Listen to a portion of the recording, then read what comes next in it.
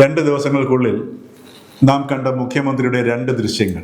ഒന്ന്, മാതാ അമൃതാനന്ദമയുടെ ആശ്രമത്തിൽ എത്തിയപ്പോൾ അദ്ദേഹത്തെ ആശ്ലേഷം ചെയ്യുന്ന മാതാ അമൃതാനന്ദമയി. 2, കർക്കിടകവാവ് ദിനത്തിൽ അദ്ദേഹത്തിൻ്റെ ജന്മനാട് കൂടിയായ നെട്ടൂരിൽ നടത്തുന്ന പിതൃതർപ്പണത്തിൻ്റേത്. ഈ രണ്ടും തമ്മിൽ എന്തെങ്കിലും ബന്ധമുണ്ടോ?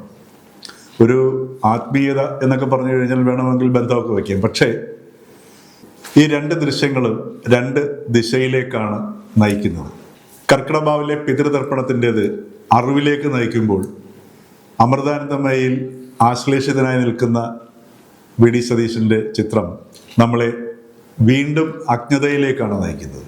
ഇവിടെയാണ് ഭാരതീയ ദർശനവും ആചാരവും തമ്മിലുള്ള ബന്ധം. അറിവിനെ പ്രയോഗിക്കുന്നതിനെയാണ് ഭാരതത്തിൽ ആചാരം എന്ന് പറയുന്നത്. ഇവിടെ പിതൃതർപ്പണത്തിലേക്ക് നോക്കാം. ആ പിതൃതർപ്പണത്തിൽ അറിവില്ലാത്തവർക്ക് അതിൽ പങ്കെടുത്തു കഴിഞ്ഞാൽ സ്വാഭാവികമായിട്ട് അവരുടെ മരിച്ചുപോയ അച്ഛനമ്മമാരെയും പിതൃക്കളെയും ഒക്കെ ഓർത്ത് വേണമെങ്കിൽ ആശ്വസിക്കാം.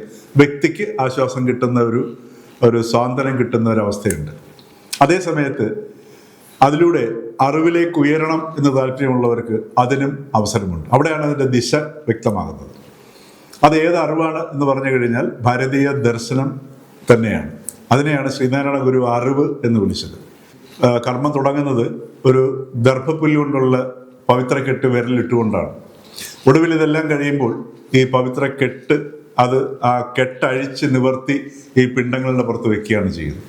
ഇത് സൂചിപ്പിക്കുന്നത് ഒരു വ്യക്തിയുടെ ജന്മമെടുക്കുന്നതും അതേപോലെ തന്നെ ഈ ഇവിടെ ഭൂമിയിൽ നിന്ന് വിട പറയുന്നതും ആ ഒരു കാലഘട്ടത്തെയാണ്, അല്ലെങ്കിൽ ആ ഒരു അവസ്ഥയാണ് അത് ഓർമ്മിപ്പിക്കുന്നത്. പിണ്ടത്തിലേക്ക് നോക്കുക, അരിയും അതോടൊപ്പം തന്നെ എള്ളുമാണ്. ഈ ഒരു സമയം എന്ന് പറയുന്നത് മീനുകളുടെ പ്രജനന സമയമാണ്. പ്രകൃതിയിൽ ഭക്ഷണം ഏറ്റവും കുറവായിരിക്കുന്ന സമയം. മീനുകൾക്കുള്ള ഭക്ഷണവും അതോടൊപ്പം തന്നെ അതിനോടൊപ്പം എള്ള് എന്ന് പറയുന്നത് പ്രത്യുത്പാദന ശേഷിയെ അത് വർദ്ധിപ്പിക്കുന്നതുമാണ്.